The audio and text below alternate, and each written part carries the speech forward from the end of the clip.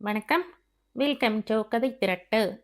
இந்த வீடியோவில் நம்ம என்ன கதை கேட்க போகிறோம்னா, எழுத்தாளர் பிவிஆர் அவர்கள் எழுதிய வானமெல்லாம் ஆசை காற்றாடி கதையின் 3வது பகுதி.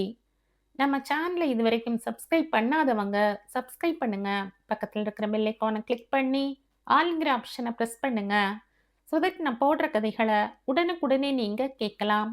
வாங்க கதைக்குள்ளே போகலாம். சகசிரம் சொல்லிக்கொண்டே போக, பாலக்காடு மகாத்மியம் கேட்க நன்னாத்தான் இருக்கு. ஆனா இப்படி பெண்கள் வீட்டோடையே அடைஞ்சு கிடக்கிறதாத்தான் படுறது என்றாள் சுசீலா. தப்பு. இப்பவெல்லாம் பொண்கள் காலேஜுக்கு போறா. கிட்டக்கையே மெர்சி காலேஜ் இருக்கு. வா பாரதி, நாம உள்ள போவோம். உன் சித்தப்பாவுக்கு ஆரம்பிக்க தெரியும், முடிக்க தெரியாது என்றாள் ராஜி. எல்லோரும் சிரித்தார்கள். சகசிரமும் சிரிப்பில் கலந்து கொண்டு 3ஆம் காப்பியின் வேலை தாண்டியாச்சு என்றான். மாடியில் அம்மாவுடன் தனியாக இருக்கும் வாய்ப்பு பிறந்தது. பெண்ணின் கண்கள் கனத்து கிடப்பதை கண்டாள் சுசீலா. என்னம்மா பாரதி, என்னாச்சு? பாரதி மெல்ல கேவலானாள். மாப்பிள்ளை ஏதானும் சொன்னாரா? இல்லை என்ற பாரதி தலையாட்டினாள். தங்கம்மா மீண்டும் தலையாட்டல். நேத்து ராத்திரி அதான் அழறையா? முதலாக அம்மா மீது பாரதிக்கு கோபம் உண்டாயிற்று. ஏமா, என்னை இவ்வளவு மட்டமா எடை போட்டுட்டியே என்றாள் அழுகையினோடே. அப்ப விஷயத்த சொல்லு. எனக்கு ஒண்ணுமே பிடிக்கலம்மா. டில்லியில பிறந்து வளர்ந்துட்ட, அதான் உனக்கு. இடம் சுத்தப்புறம் எல்லாமே மனசுக்கு கசப்பா இருக்குமா? எல்லாம் போக போக சரியாயிடும் பாரதி. உன் அத்தையை பாரேன். அது வேற யுகம் அம்மா. யுகம் மாறினாலும் மனுஷாளோட மனசுகள் மாறுறதில்ல பாரதி. நாகரிகம் மாத்திரம்தான் மாறுறது. ஆனா அது மட்டும் வாழ்க்கை இல்லை. ஈஸ்வரனும் நாராயணனும் நல்லவா. இந்த சகசிரத்தை பாரேன். நம்மை வேத்து மனுஷாலாவே பாவிக்கிறதில்லை. நான் என் இஷ்டப்படி இருக்க முடியாது போல இருக்கு. ஓ இஷ்டப்படினா? நினைச்சப்ப தூங்கி எழுந்து, நினைச்சப்ப குளிச்சு சாப்பிட்டு, நினைச்சப்ப போதும் பாரதி என்ற கோபமாய் ஆரம்பித்த சுசீலா சாந்தமாய் மாறி, ஓரளவுக்கு உனக்கு எல்லா சுதந்திரமும் புகுந்த வீட்டுல நிச்சயம் கிடைக்கும். ஆனா பிறந்த வீட்டுல ஆடின மாதிரி ஆட முடியாது. ஆட ஆசைப்படவும் கூடாது. உன்னை அவ தங்க வீட்டு பொண்ணாத்தான் மதிப்பா. ஒரு அடிமை மாதிரி இல்லை என்றாள். நான் டில்லிக்கே. மீண்டும் கோபம். அது சாந்தமாக மாறவில்லை. மூடு வாயே. நீ எம்ஏயும் எம்பில்லும் படிச்சு என்ன புண்ணியம்? இது என்ன ஸ்லேட்ல எழுதி அழிக்கிற கதையா? பழசுல மனச ஊற போடாம கிடைச்சிருக்கிற வாழ்க்கையை எப்படி சௌகரியமா அமைச்சுக்கிறதுல கவனம் செலுத்து. இங்க உனக்கு ஒரு குறையும் இல்ல. பொல்லாத மாமியாரோ எரிஞ்சு விழற புருஷனோ உனக்கு இல்ல என்றாள் சுசீலா. இப்போது பாரதிக்கு தன்னுடைய பிரச்சனையே என்ன என்று புரியாமல் போயிற்று. மேலும் அம்மாவிடம் பேசுவதில் அர்த்தம் இல்லை என்று நினைத்தாள். அன்று மாலை அம்மாவும் அப்பாவும் நங்கவரம் செல்ல ரயில் ஏறினார்கள். நீ வேணும்னா ஸ்டேஷனுக்கு போயிட்டு வா பொண்ணே என்றார் ஈச்சா. நான் போகல மாமா. நீ வண்டி புறப்படுறப்ப கண்ணில் வெள்ளம் வரும். அதை 4 பேர் பார்த்து சிரிப்பான்னு பயப்படுறியா என்று ஈஸ்வரன் சொல்லி சிரித்தார். கோயிலின் தீபாராதனை ஆரம்பமாக போவதை அறிவிக்க மேளம் ஒலித்தது. வா பாரதி, கோயிலுக்கு போவோம் என்றாள் தங்கம்மா. மௌனமாய் பின் தொடர்ந்தாள்.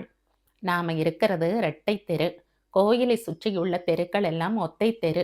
இடப்பக்கமா நேரா போனா குளம் இருக்கு. அதுக்கு முன்னால அரசமரம். அதன் கீழே பிள்ளையார் குளத்தை சுத்திட்டு போனா ஒரு சின்ன சிவன் கோயில்.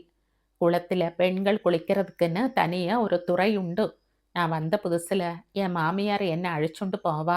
இங்க எல்லா பெண்களுக்குமே நீச்சல் தெரியும். நீயும் நீந்த பழகணும்னு மாமியார் சொல்லி என்னை ருக்மணிட்ட விட்டா. 4 நாள்ல நான் நீஞ்ச தெரிஞ்சுண்டேன். தோ தீபாராதனை ஆரம்பிச்சாச்சு பாரு. பாரதி பார்த்தாள். பெரிய சரதீபம், சிறிய சரதீபம், சங்கு தீபம் என்று ஆராதனை. டில்லியில் பாரதி ஹனுமன் மந்திர் போயிருக்கிறாள், பிர்லா மந்திர் போயிருக்கிறாள். பக்தி உணர்ச்சி ஏற்பட்டதே இல்லை. இங்கே எல்லோரும் கண்களை மூடி கை கூப்பி நாராயணா என்று வணங்குகிறார்கள். மாமியாரும் அவர்களைப் போல. பாரதியின் கரங்கள் தாமாக வந்து சேர்ந்தன. என்ன வேண்டிக் கொள்வது என்றுதான் புரியவில்லை. இங்கே லட்சுமி நாராயணன் பள்ளி கொண்டிருக்கிறார். ஒரு பக்கம் ஸ்ரீதேவி, இன்னொரு பக்கம் பூதேவி. தோ ஒரு நடை தெரியறதே, அங்க சாஸ்தாவை பிரதிஷ்டை பண்ணி இருக்கு. தங்கம்மா பயணிகளின் வழிகாட்டி போல பேசிக்கொண்டே போனாள். திரும்பி வருகையில் இருபுறமும் பார்த்து கொண்டே பாரதி நடந்தாள். ஒன்றை ஒன்று தொட்டு முத்தமிட்டு காட்சியளித்த வீடுகள் சிலவற்றில் திண்ணைகளுக்கு கம்பி அழிகள் இருந்தன. சில மூளியா கிடந்தன. நான் வந்த புதுசுல கிராமமே ஜே ஜேன்னு இருக்கும். முக்கால்வாசி பேர்களும் ஞாதிகள். ஆண்களோட பிறந்த நாள் வந்துட்டா போதும், ஆயுஷ் ஹோமம் தடபுடலா நடக்கும். விருந்த சந்தின்னு சொல்லுவா. அதுல பால் பாயசம் இருந்தாகணும். பால் பாயசத்துக்கு செல்லமா சொல்ற பேர் என்ன தெரியுமா பாரதி? ராஜா. ஒரு வீடு பாக்கி இல்லாம அழைப்பா. இலை போட்டதும் 2ஆம் தடவை அழைப்பு. யார் வீட்லயும் அடுப்பு எரியாது. எல்லாரும் போவோம். இப்ப எல்லாம் பெருங்காயம் வச்ச சொப்பு. ஏதோ தெய்வத்தோட கருணையில நம்ம குடும்பம் கஷ்டமில்லாம ஓடுறது. மௌனமாக கேட்டுக்கொண்டே வந்த பாரதிக்கு அலுத்தது. இருந்தும் புன்னகையை விட்டு கொடுக்காமல் காதில் வாங்கி கொண்டாள். வீட்டுக்குள் கால் வைத்ததுமே நாராயணனுடைய குரல் கேட்டது. கிராமத்து வீடுகளில் திண்ணையை தொடர்ந்து ரேழியும், ரேழிக்கு அப்பால் முன் தாழ்வாரமும் இருக்கும். முன் தாழ்வாரத்தின் ஆரம்பத்தில் 5 அல்லது 6 அடி சதுரத்தில் ஒரு மேடை கட்டப்பட்டிருக்கும். சாதாரணமாக இந்த மேடை மீதுதான் அலமாரிகள் வைக்கப்பட்டிருக்கும். மீதமுள்ள இடத்தில் காலை குறுகி படுத்துக் கொள்ளலாம். தூண் மீது சாய்ந்து சௌகரியமாக உட்காரவும் செய்யலாம். பாலக்காட்டு பாஷையில் சொல்வது என்றால் இந்த மேடையின் பெயர் தரை மேல்தரை. இதன் மீது தூணில் சாய்ந்து கண்களை மூடியவனாய் நாராயணன் காலை நீட்டி உட்கார்ந்து ஊஞ்சலில் அமர்ந்திருந்த பாட்டியின் கேள்விகளுக்கு பதில் கூறிக்கொண்டிருந்தான். கோந்த, நம்மளோட தொடியில மாங்காய் நன்னாய் காய்ச்சிருக்கோடா? தோஷம் இல்ல பாட்டிம்மா. இன்னைக்கு கார்த்தால எர்ணாகுளம் தானே போனாய்? ஆமாம். செல்லப்பா ஆத்துக்கு போனாயோ? சமயம் கிடைக்கலை. கிடைச்சாலும் போகாண்டாம். என் கூட பிறந்த தம்பின்னு பேரு. மாசத்துக்கு ஒரு பிராவசியம் பொண்ணை காண கல்பாத்திக்கு வரான்.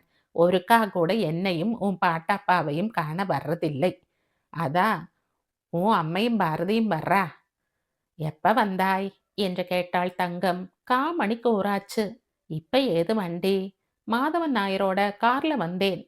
பாரதி, நானாவுக்கு சாயை போட்டு கொடு என்றாள் பாட்டி. வேண்டாம், நான் குளிச்சுட்டு சாப்பிட போறேன். அம்மா, பப்படம் காய்ச்சிறையா? நீ மின்னால குளிச்சுட்டு வா என்ற தங்கம் சமையலறையை நோக்கி நடந்தாள். நாராயணனும் எழுந்தான். ஓரிரு நிமிடங்கள் நாராயணன் தங்கம்மா மற்றும் பாட்டியை மௌனமாக பார்த்து நின்ற பாரதிக்கு அவனிடம் ஏதாவது பேச வேண்டும் என்று தோன்றியது. பொய்மையான உபச்சார வார்த்தைகள் பேச அவளுக்கு பிடிக்கவில்லை. இப்போது பேச என்ன இருக்கிறது? இந்த கேள்வியும் பிறந்தது அவளுடைய உள்ளத்தில். மேலோங்கி கிடக்கும் PhD ஆசையை வெளியிட இது நேரம் இல்லை. அவள் மௌனமாக நிற்க நாராயணன் அவளை பார்த்து புன்முறுவலித்துவிட்டு குளியலறையை நோக்கி நடந்தான். கூடத்தில் ஒரு சாப்பாட்டு மேஜை இருந்தாலும் சமையலறையில் உட்கார்ந்து சாப்பிடுவது என்ற வழக்கத்தை பல ஆண்டுகளாக கொண்டிருந்த நாராயணன் கீழே உட்கார்ந்தான். பாரதி, நீ பரிமாறு என்றாள் தங்கம்மா. வேண்டாமா, நீயே போடு. எது எங்கெங்க இருக்குன்னு அவளுக்கு இன்னும் மனசுல ஆயிருக்காது. பாரதிக்கு சீற்றம் வந்தது. தன்னை நாராயணன் அலட்சியப்படுத்துகிறான் என்ற எண்ணம் பிறந்தது. அவளுக்கு நீ எல்லாம் நன்னாய் சொல்லிக் கொடு. இன்னும் 1 மாசத்துக்குள்ள மொளகூட்டல், பச்சடி, கிச்சடி, தோரன் எல்லாம் அவளே செய்யும்படியா டியூஷன் கொடு. நீ இப்ப சாப்பிடுடா குழந்தே. சாப்பிட்ட பிறகு நாராயணனே தட்டை எடுத்து கொண்டு போய் தேய்த்து கழுவினான். சின்ன வயசுலிருந்தே அவன் இப்படித்தான், என்னை எடுக்க விடமாட்டான் என்றாள் தங்கம்மா. பாரதி பதில் கூறவில்லை. ஆனா இனிமே நீ அவன் சாப்பிட்ட தட்டை அலம்பி வைக்கணும். பாரதி மௌனமாய் மாமியாரை பார்த்தாள். ஓ மாமனார் சாப்பிட்ட தட்டில்தான் நான் சாப்பிடுறது வழக்கம். எச்சில் தட்டிலையா? என்ன தப்பு? தப்பு ரைட்டுன்னு சொல்லல அத்த. என்னதான் கட்டின புருஷன்னாலும் எச்சில் எச்சில் தானே. நீ டில்லியில ஹோட்டல்ல சாப்பிட்ருக்க.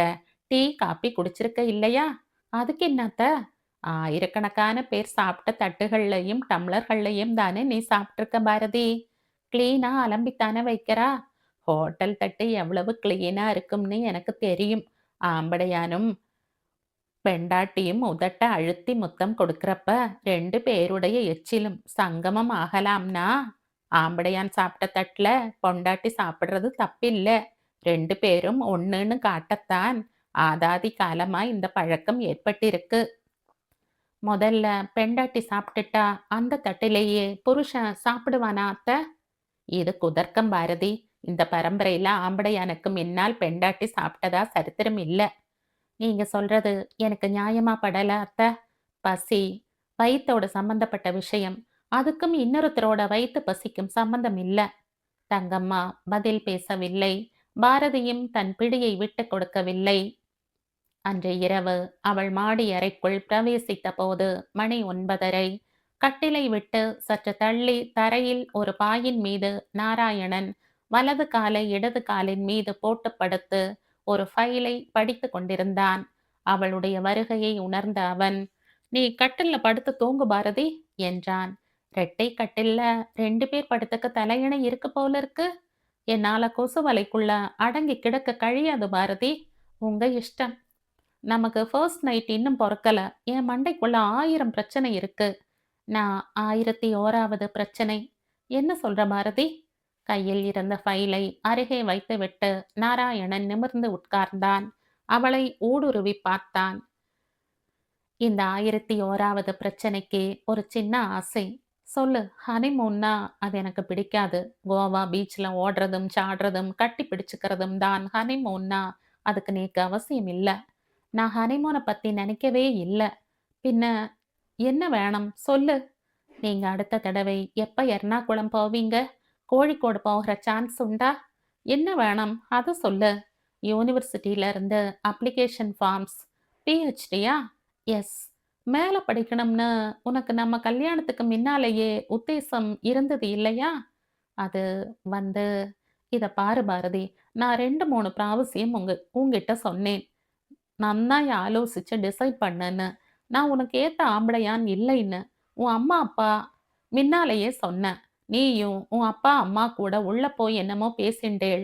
அதுக்கப்புறம் தான் நீ வந்து என் அம்மாயிட்ட சம்மதம்னு சொன்னாய். இதையெல்லாம் நான் மறுக்கல நாராயணன். ஆம்படையான பேர் சொல்லி கூப்பிடுறது சில இடங்கள்ல நாகரீகமா இருக்கலாம். நாம 2 பேரும் சமம்ங்கிறதை நான் ஒத்துக்கிறேன். ஆனா இந்த நாகரீகம் நீக்கு பிடிக்கல. பின்ன எப்படி கூப்பிடுறது? என் பாட்டிம்மா, பாட்டப்பாவை எப்படி கூப்பிடுறான்னு பாரு. என் அம்மா, அப்பாவை எப்படி கூப்பிடுறான்னு கவனி. நீங்க அமெரிக்கா போய் வந்தவர். முற்போக்கா இருப்பீங்கன்னு நெனச்சேன். நான் படிக்கத்தான் அங்க போனேன். ஃபேஷன கத்துக்க இல்ல. மனுஷன் எங்க போயிருந்தாலும் மனுஷனாத்தான் திரும்பி வரணும். நான் ஒரு மனுஷன். இந்த பாரதத்துல, கேரள பூமியில ஜனிச்ச மனுஷன். இந்த மண்ணோட மணம்தான் என் சோரையில, அதான் ரத்தத்துல இருக்கும். சில சமயங்கள்ல மணத்துக்கு பதிலா நாத்தமும் வர்றது. மணமும் நாத்தமும் மோந்து பார்க்குற மூக்க பொறுத்திருக்கு. நமக்குள்ள ஆரம்பத்திலேயே தகராறு. இது அவசியம் தானா? சபாஷ்! நன்னாய் பேசுறியே! ஆரம்பிச்சது நீ. நான் உத்தரம் தான் சொன்னேன். உங்க அப்பா சொன்னார். பாலக்காட்ல இருந்து ரயில் ஏறினா 3 மணி நேரத்துல கோழிக்கோடு, இல்லாட்டா எர்ணாகுளம் போய் சேரலாம்னு. அங்கதான் யூனிவர்சிட்டி இருக்குன்னும் சொன்னார். கரெக்ட்டா தான் சொல்லியிருக்கார். எத மனசுல வச்சுட்டு அத அப்படி சொன்னார்? நான் மேல படிக்க ஆசைப்பட்டா படிச்சுக்கலாம்னு தானே? நிச்சயமா மேல படிக்க வைக்கிறோம்னு என் அப்பாவும் சொல்லலை. நானும் சொல்லலை. வெறும் எம்ஃபில் ஒரு 2 கெட்டான் பட்டம். உன்னால ஏன் முன்னாலேயே பிஹெச்டி சேர முடியலை? அது சொல்லு. அம்மாவுக்கு இஷ்டமில்லை. அப்பாவோட நிதி நிலைமை சரியா இல்லை. உன்னால இப்ப என்கிட்ட வார்த்தைக்கு வார்த்தை யுத்தம் செய்ய முடியறது. ஆனா உன் அம்மா அப்பாவை எதிர்த்து ஜெயிச்ச காரியத்தை சாதிச்சுக்க கழியலை அல்லவா? எப்படி ஜெயிக்க முடியுமா? ஏன் முடியாது? எம்ஃபில் படிச்சவள் ஒரு காலேஜ்ல லெக்சரரா சேர்றது, வேலையில இருந்துண்டே பிஹெச்டிக்கு தீசிஸ் தயார் செய்யறது. அப்படி செய்யத்தான் நினைச்சு டில்லியிலேயே தொடர்ந்து இருக்கலாம்னு திட்டம் போட்டேன். ஆனா அப்பா அழாத தோஷமா கெஞ்சினார். நங்கவரம் வந்ததும் அம்மா கண்டிப்பும் கராருமா இருந்தா. நீ சொல்றதுல ஒன்னும் நன்னாய் தெரியறது. என்னது? உனக்கு வாய் திமிரு இருக்கிற அளவுக்கு முதுகெலும்பு இல்லைன்னு. நான்சென்ஸ். நான் பேசுறது இப்போ உனக்கு நான்சென்னா தான் தெரியும். உண்மையான லட்சிய வெறியும் பிஹெச்டி பாஸ் பண்ணி தம் பேருக்கு முன்னால டாக்டர்னு போட்டுக்கணுங்கிற தீவிரமும் இருந்தா, நீ உன் கழுத்தை எனக்கு நீட்டி இருக்க மாட்ட. அப்பா கிட்ட நிதி வசதி இல்ல. ஆனா போற இடத்துல நெறைய இருக்கு. அது மூலமா பிஹெச்டி வாங்கலாம்னு நீ பிளான் போட்ட. ஒண்ணு நீ கூழுக்கு ஆசைப்படு, இல்லாட்டா மீசைக்கு ஆசைப்படு. 2 ஆசையும் வச்சுண்டா நீ தவிச்சு போவ. அப்ப உங்க முடிவு? இந்த ஆத்து காசுல இருந்து நீ எத்தனை வேணும்னாலும் கேளு தரேன். புடவை, நகை எது வேணும்னாலும் வாங்கிக்கோ. ஆனா செம்பால் அடிச்ச காசு ஒரு காசு நான் உன்னோட பிஹெச்டிக்காக தரமாட்டேன். அப்ப நான் இந்த கிராமத்திலேயே தான் ஜன்மம் பூராவும் சிறைப்பட்டு கிடக்கணுமா? இது ஒரு சின்ன கிராமம், சின்ன ஊர்ல ஒரு சின்ன கிராமம். இதெல்லாம் தெரிஞ்சுதானே சம்மதம் சொன்னாய்? இங்க வந்தப்புறம் பிஹெச்டிக்கு ஓடலாம்னு பிளான் பண்ணி இருக்காய்ன்னு அப்பனேக்கு ஸ்பஷ்டமா தெரியாது. உன் பிளான் நடவாது. அப்ப நான் என்னதான் செய்யறதாம்? என் பாட்டிமா சொல்றது செய். என் அம்மா செய்யறத செய். சுத்த போர். இந்த ஆத்துக்கு, இந்த குடும்பத்துக்கு புதுசா வந்திருக்கிற பொண்ணாத்தான் ஊர்ல உள்ள அத்தனை பேரும் நினைக்கிறா. ஆனா உனக்கு அப்படி தோணலை. தப்பு உன் பேர்ல இல்ல. எல்லாம் இதுவரை பார்க்காததா இருக்கு. வீடுகள், மனுஷாள், சுத்துப்புறம் எல்லாமே புதுசு. நீ கொஞ்சம் கொஞ்சமா மனசு வச்சா நோக்கு பத்தி போயிடும். கொஞ்சம் கொஞ்சமா பிடிக்கவும் செய்யும். அப்புறம் இந்த ஊர் மாதிரி உண்டான்னு நீயே 4 பேர்ட்ட சொல்லுவ. அது இந்த யுகத்துல நடக்காது. நீ மனசு வச்சா நடக்கும் பாரதி. அப்ப என் பிஹெச்டி நடக்காது. இந்த ஆத்துல நீ என் ஒய்ஃபா இருக்கிற வரைக்கும், என் அப்பா அம்மைக்கும் ஆட்டு பொண்ணா இருக்கிற வரைக்கும் நடக்காது. நீங்க இவ்வளவு நேரமா, இவ்வளவு அழுத்தமா பேசினாலும், ஏன் உங்க குரல்ல கோபம் ஒலிக்கல? உங்க பார்வையில கோபம் தெரியல? நான் ஒரு மனுஷன். வார்த்தைகள் மூலமா கோபத்த காட்டினா என்ன புண்ணியம் பாரதி? எதிராளியின் மனசுல படும்படியா பேசிட்டா போதும். கோபம் மனுஷனோட வீக்னஸ். ஓரளவுக்கு நான் இந்த பலவீனத்த குறைச்சுக்க பார்க்கிறேன். நீங்க சிறந்த மனுஷனா இருக்கலாம். ஏன் இருக்கீங்க. ஆனா நான் ஓரளவு மறைவு இல்லாம சொல்லிடுறேன். நீங்க எனக்கு சிறந்த புருஷனா இருக்க முடியாது. நாராயணன் சிரித்தான். உன்னை நான் ஒரு நல்ல சிறந்த மனைவியா மாத்தி காட்டுறேன் பாரதி. என்னை உனக்கேத்த புருஷனா மாத்த நீ ட்ரை பண்ணு. போகாத ஊருக்கு நான் என்னைக்குமே டிக்கெட் வாங்க மாட்டேன். ஆனா பிஹெச்டி டிக்கெட் கவுண்டர்ல ரொம்ப நேரமா நிக்கிற. அது நான் நிச்சயமா போகிற ஊர். டிக்கெட் கொடுக்கத்தான் கவுண்டர் கிளார்க் வரமாட்டான். வரவழைக்கிறேன். Wish you all the best. Good night. படுக்கை அறையில் விளக்கு அணைந்தது. மெலிதான குரட்டை ஒலி நிசப்தத்தில் பயங்கரமாக கேட்கிறது என்பதை உணராமல் நாராயணன் உறங்க, கட்டிலில் கிடந்த பாரதி தூக்கம் வராமல் தவித்துக் கொண்டிருந்தாள். நாலாபுறங்களிலிருந்தும் பிஹெச்டி அவளை தாக்கியது. அவள் பொறுமினாள், ஆவேசப்பட்டாள். உள்ளூர அம்மா அப்பாவை சபித்தாள். தன்னுடைய தற்போதைய இயலாமையை நினைத்து வெகுண்டாள். தான் ஒரு கட்டி போடப்பட்ட மிருகமாகி விட்டதாக கற்பனை செய்து கொண்டாள். மனதின் உணர்ச்சி சுமை அதிகமாக அதிகமாக உடல் தளர்ந்தது. கை கால்கள் சோர்ந்தன. கண் இமைகள் தாமாக மூடிக்கொண்டன. அவளுக்கு எப்போது உறக்கம் பிடித்தது என்பதை அறியாள். ஆனால் காலையில் கண் விழித்த போது மணி என்ன என்று சுவர் கடிகாரம் உணர்த்தியது. 9 அடித்து 20 நிமிடங்கள். வெட்கத்தில் கால்கள், தயக்கத்துடன் உடல் சற்றே கூனி குறுகிய தோற்றத்தில் மனம் குற்றம் செய்துவிட்டதான உணர்வில் செயல்பட பாரதி மாடிப்படிகளில் இறங்கினாள். முன் தாழ்வாரத்துக்கு தரை மேல் தரையில் தாத்தா உட்கார்ந்திருக்க, முற்றத்தின் அருகே தூணில் சாய்ந்தவளாய் பாட்டி அமர்ந்திருக்க, மாமனார் ஈஸ்வரன் ஊஞ்சலில் ஆடியிருக்க, அவள் எல்லோரையும் கடந்து குளியல் அறையை நோக்கி நடந்தாள். போகும் வழியில் மாமியார் ஆகிவிட்ட அத்தை தங்கம்மாள் நின்றாள். யாரும் அவளுடன் ஏதும் பேசவில்லை. அவள் சமையலறைக்குள் பிரவேசிக்க கால் வைக்க இருக்கையில், ஒரு நிமிஷம். என்னத்த? குளிக்கிறதுக்கு முன்னால சமையல் அறைக்குள்ள வர்றது இந்த வீட்டு வழக்கம் இல்ல. உன் பாஷையில சொல்றதானா எச்சில் உள்ள வரப்படாது. அத்தையின் வாயில் இருந்தா இப்படிப்பட்ட வார்த்தைகள் வருகின்றன.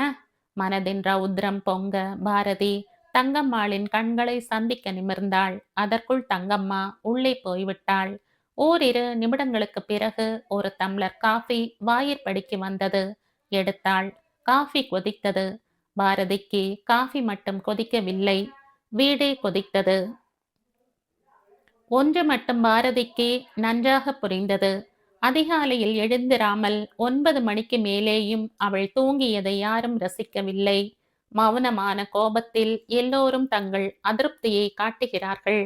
அவர்களில் யாராவது ஒருவர் வாய் வார்த்தையால் கடிந்து கொண்டிருந்தால் அவளால் பதில் சொல்லி இருக்க முடியும். டில்லியில் அவள் சிறு வயதில் இருந்தே இரவு நீண்ட நேரம் கண் விழித்துவிட்டு காலையில் 8 அல்லது 8:30 மணிக்குத்தான் கண் விழிப்பாள். குளிர்காலத்தில் கேட்கவே வேண்டாம். கம்பளியிலும் ரஜாயிலும் ஒடுங்கிக் கொண்டு தூங்குவதில் ஒரு தனி சுகத்தை அனுபவித்த அவள் அப்பா மௌலியுடன் போட்டி போடுவாள். 10 மணி பள்ளிக்கு அவசர அவசரமாக புறப்படும் போது ஏன் காலையில் இன்னும் முன்னதாக எழுந்திருக்கவில்லை என்ற எண்ணம் கூட வராது. அப்பா அவளை லோடி காலனியில் உள்ள பள்ளிக்கு முன் இறக்கிவிட்டு ஸ்கூட்டரிலோ காரிலோ பறப்பார். கல்லூரி நாட்களில் கேட்கவே வேண்டாம். அவளுக்கு சாயங்காலம் ஆரம்பிக்கும் கல்லூரியில்தான் இடம் கிடைத்தது. அம்மாவுக்கு இதில் ஓர் ஏமாற்றம் இருந்தாலும் அவளுக்கு ஒரு திருப்தி. காலை கல்லூரி 8 மணிக்கு துவங்கும். தூக்கத்துக்கு அது ஒரு தடை அல்லவா? பல வருட பழக்கத்தை அவளால் சட்டென்று நிறுத்தி கொள்ள முடியவில்லை. இவ்வளவுக்கும் கடந்த சில ஆண்டுகளாக அம்மா பல முறை எச்சரித்திருக்கிறாள். பிறந்த வீட்டு சுக சௌகரியங்கள் புகுந்த வீட்டில் கிடைக்காது. அவள் தன்னைத்தானே மெல்ல மெல்ல மாற்றிக்கொள்ள வேண்டும் என்று அம்மா உபதேசம் செய்திருக்கிறாள். பாரதி காதிலேயே வாங்கிக் கொண்டதில்லை. எம்ஃபில் படிப்பை பற்றி அம்மாவுக்கு என்ன தெரியும்? 20ஆம் நூற்றாண்டு இலக்கிய கர்த்தா ஒருவர் எழுதி குவித்த நூல்களை எல்லாம் ஒரு முறைக்கு பல முறையாக ஊன்றி படித்து குறிப்புகள் எழுதி அவ்வப்போது பேராசிரியரிடம் காட்ட வேண்டும். 24 குடியிருப்புகளை கொண்ட ஓர் அடுக்கு மாளிகையில் தீப்பெட்டி போன்ற ஒரு வீட்டில் வாழ்க்கை. நாலா பக்கங்களில் இருந்தும் இரைச்சல். தமிழ், மராத்தி, ஹிந்தி, பஞ்சாபி என்று அரசியல் சட்டத்தில் இடம்பெற்ற எல்லா மொழிகளும் எல்லா வீடுகளில் இருந்தும் கிளம்பி வெடித்து ஓயும். இரவு 10 மணிக்கு மேல்தான் ஓரளவு நிசப்தம் கிடைக்கும். டி.எச். லாரன்ஸ் எழுதிய நூல்களை அவள் தன் ஆய்வுக்கும் ஆராய்ச்சிக்கும் எடுத்துக்கொண்டாள். எத்தகைய கடினமான இலக்கியம் என்று தெரிந்து கொள்ள பல நாட்கள் ஆயின. லாரன்ஸ் பற்றி நன்றாக அறிந்து கொள்ள அவரை பற்றி வெளிவந்த பல நூல்களை சர்வகலாசாலை நூலகத்தில் இருந்தும் பிரிட்டிஷ் கவுன்சிலில் இருந்தும் சிரமப்பட்டு வாங்கி குறித்த நாளன்று திருப்பி கொடுத்தாக வேண்டும். கவனமாக சிரத்தையுடன் படித்து திருப்தியுடன் தீசிஸ் எழுத பகல் நேரம் சரியாக அமையவில்லை. மேலும் தினசரி சர்வகலாசாலைக்கு போக வேண்டும். நூலகங்கள் செல்ல வேண்டும். என்ன செய்ய முடியும்? இரவுதான் அவளுக்கு பகல். இப்போது இந்த பாலக்காட்டில் ஒரு வீட்டுக்குள் போக வேண்டிய நிர்பந்தம் அவளுடைய மதியீனத்தாலோ பெற்றோரின் பிடிவாதம் காரணமாகவோ அல்லது விதிவசத்தாலோ ஏற்பட்டு விட்டது. முதல் இரவு அன்று அகஸ்மாத்தாக அவள் கண் விழித்த போது அதிகாலையாக இருந்தது. அத்தை அதை பாராட்டி இருக்க வேண்டும். அதனால் தான் பாரதியின் நெஞ்சு நெகிழ தங்கம்மா பேசினாள். 2வது இரவு அவளால் சிந்தனை சிக்கல்களிலிருந்து எளிதாக விடுபட முடியவில்லை. நீண்ட நேரம் சிந்தனையில் தன்னைத்தானே மாய்த்து கொண்டிருந்தாள். யார் கண்டார்கள்? விடிவதற்கு சில நிமிடங்கள் முன்தான் அவளுடைய கண் இதழ்கள் மூடியிருக்க கூடும் என யாராவது ஒரே ஒரு கேள்வி கேட்டிருந்தால் கேட்டவர் மனம் சமாதானம் அடையும் வகையில் அவளால் பதில் கூறியிருக்க முடியும். யாரும் கேட்கவில்லையே. காஃபி ருசிக்க விட்டாலும் குடித்தாக வேண்டும் என்று தோன்றியது. குடித்தாள். டம்ளரை கழுவி வைத்தாள். மீண்டும் முன் தாழ்வாரம் செல்ல மனம் தயங்கியது. தாத்தாவும் பாட்டியும் ஏதும் கேட்காமல் இருக்கலாம். மாமனார் ஆகிவிட்ட அத்திம்பேர் குசும்பாக குதர்க்கமாக ஏதாவது பேசிவிட்டால் அவளுக்கு சுருக்கென்று பட்டுவிடும். அப்படி பட்டுவிட்டால் அவளால் வாயை அடக்கிக் கொள்ள முடியாது. பேசிவிடுவாள். அப்புறம் என்ன? மாமனாரை எதிர்த்து பேசும் மருமகள் என்ற பட்டம் இந்த கிராமத்து வீடுகளில் எல்லாம் முழங்கும். உடனேயே குளித்துவிட்டு மாற்றுப்புடவை கட்டி சமையல் அறையினுள் செல்ல அவள் விரும்பவில்லை. அவள் அத்தை தங்கம்மாவை உச்சாணி கொம்பில் வைத்திருந்தாள். ஆனால் அவள் சில சாதாரண யதார்த்த வார்த்தைகளை பேசிய விதம், அப்போது இருந்த அவளுடைய முகபாவம் இதெல்லாம் அத்தையை உச்சாணி கொம்பில் இருந்து வீழ்த்திவிட்டன. நேற்று வரை அன்பும் கனிவுமாக இருந்தவள் புத்தம் புதிதாக வந்திருக்கும் மருமகளிடம் அவளுடைய மனதுக்கு இசைந்தாற் போல பேச வேண்டும் என்பதை உணர்த்தியவள் திடீரென்று மாறிவிட்டாள். ஏன்? பாரதி அதிகாலையில் எழுந்து பல் தேய்த்து குளித்து சமையலறை காரியங்களில் முனையவில்லை என்றா? உண்மையாகவே அத்தையிடம் அன்பும் கனிவும் இருந்திருந்தால் என்ன செய்திருக்க வேண்டும்? காரணம் கேட்டிருக்க வேண்டும். அவளுடைய பதிலில் திருப்தி அடைந்து ஒன்றுமே நடந்திராது போல நடந்து கொண்டிருக்க வேண்டும். பாரதி தொழுவத்தை நோக்கி நடந்தாள். முதன்முறையாக அவள் தொழுவத்தை பார்க்கிறாள். பிரவேசித்தாள். ஆச்சரியப்பட்டு போனாள். பிரம்மாண்ட கொட்டகை போல காட்சியளித்தது. வலப்புறத்தில் ஒரு ஜெர்சி பசு. அது உடலை மடித்து உட்கார்ந்திருக்க, கன்று அதை சுற்றி துள்ளி துள்ளி விளையாடிக் கொண்டிருந்தது. பசு வெளியே வராமல் இருக்க மரச்சட்டம். பசுவின் தலை நன்றாக நுழைந்து தீனியை எடுத்து கொள்ளும் அளவுக்கு இடைவெளி விட்டு மர அழிகள் போட்டிருந்தார்கள். தரை வழவழப்பாக இல்லை என்றாலும் பாதங்கள் உரசலில் வலிக்கவில்லை. தொழுவத்தின் இடப்புறத்தில் விட்டுவிட்டு 4 குழிகள், மூலையில் 4, 5 உலக்கைகள், சுவரை ஒட்டினாற் போல 5, 6 மூட்டைகள். அருகே போய் பார்த்தாள். ஒரு மூட்டை திறந்திருந்தது. நெல், குழி, உலக்கை. நெல். புரிந்து கொண்டாள். இவை தவிர தரையில் குழி வெட்டி அமைத்த அடுப்புகள், அருகே பிரம்மாண்டமான பித்தளை மற்றும் வெண்கல உருளிகள், கடாக்கள், அண்டாக்கள். நெல்லை வேக வைக்க பெரிய, அவள் இதுவரை கண்டிராத அளவில் பித்தளை பானைகள். தொழுவத்தை தாண்டி சென்றாள். குதூகலமான ஆனால் நீளமான ரேழி போன்ற அமைப்பில் வெராந்தா. வெராந்தாவில் இருந்து இறங்கிய போது வாழை மரங்கள் தெரிந்தன. மிளகாய் செடியில் பிஞ்சு மிளகாய்கள் தொங்கின. ஒரு பக்கம் சேப்பங்கிழங்கு இலைகள் யானை காதுகள் போல படர, இன்னொரு பக்கத்தில் மல்லிகை பந்தல். கத்திரி, வெண்டை செடிகளை பார்க்க பாரதி தவறினாள். நீண்டு பறந்து விரிந்த கொல்லையின் எல்லையில் ஒரு 8 அடி அகல வாயில் தெரிந்தது. வாயிலை மூடியிருந்தார்கள். ஒரு பழைய அம்பாசிடர் கார் மௌனமாக நின்று கொண்டிருந்தது. மீண்டும் தொழுவத்துக்கு அவள் வந்தபோதுதான் மின் விசிறியை கவனித்தாள். தொழுவத்தில் மின் விசிறியா? பார்த்து கொண்டே நகர்ந்த பாரதி தங்கம்மாவின் குரலை கேட்ட ஒரு கணம் நடுங்கினாள். கிட்ட வராதே. பாரதி பார்த்தாள். சகஸ்ரம் பெண்டாட்டி ராஜி, என் ஓர்படி. வீட்டில் நான் எல்லோருக்கும் 3 நாளுக்கு சாப்பாடு. பாரதி பதில் சொல்லவில்லை. புரிந்து கொண்டாள். டில்லியில் அம்மாவோ அவளோ என்றுமே ஒதுங்கி உட்கார்ந்ததில்லை. கடவுளே, அவள் என்ன செய்வாள் இனிமேல்? எப்படி அவள் தொழுவத்தில் மாதா மாதம் 3 நாட்கள் தள்ளுவாள்? 3 மணிக்கு எல்லாருக்கும் டீ போட்டு கொடு, தெரியும் இல்லையா? தெரியும். தோசை வார்க்க தெரியுமா? வார்த்தது இல்லை, ஆனா ட்ரை பண்றேன். தெரியலைன்னா இன்னொரு ஒற்படி இருக்காளே கமலம், அவளை நான் வர சொன்னேன்னு சொல்லி கூப்பிடு. சரி. சட்னி இல்லைன்னா உன் மாமனாரும் என் மாமனாரும் தோசையை தொடமாட்டா. அவள் மெல்ல நகர்ந்தாள். இன்னொரு விஷயம், நீ மத்தியானம் 1-2 மணி நேரம் தூங்குறதுல தப்பில்ல. புரியுறது. மாமியார் மாமனாரும் கார்த்தால 4-4:30க்கு எழுந்திருப்பா. மாமனாரும் அப்படித்தான். ராத்திரி 2 மணிக்கு தூங்க போனா கூட நாராயணன் 5 மணிக்கு கண் முழிச்சுப்பான். பாரதி மௌனமாக எங்கேயோ பார்த்தவளாய் நின்றாள். இன்னைக்கு போனா போறது. பதில் சொல்லாமல் பாரதி நகர, தங்கம்மா, உனக்கு உள்ளூர ஆத்திரமும் கோபமும் இருக்குன்னு நேக்கு தெரியும். அதை பத்தி நான் கவலைப்படல. கடமை, கண்ணியம், கட்டுப்பாடுன்னு 3 வார்த்தைகள் அண்ணாதுரை மேடை மேலே ஏறி சொல்றதுக்கு முன்னாலேயே நம்ம தமிழ்நாட்டுல இருந்திருக்கு.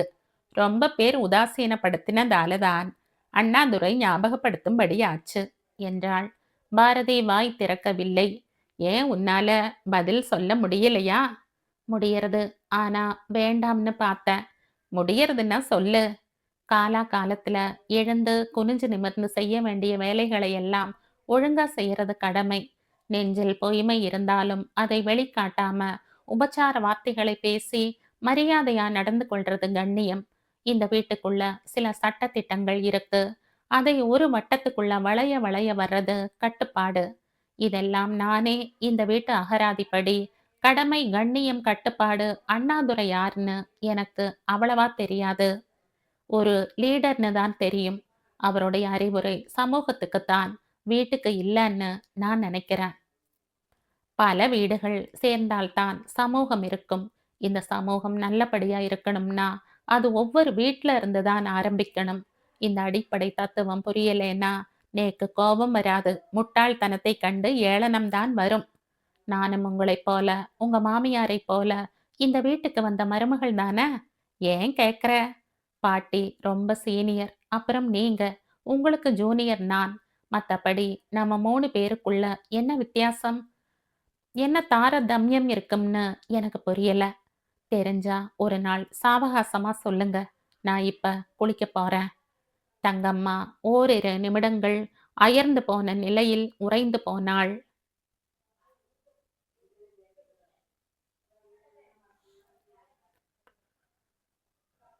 இந்த கதையின் தொடர்ச்சியை அடுத்த பதிவில் கேட்கலாம். நன்றி.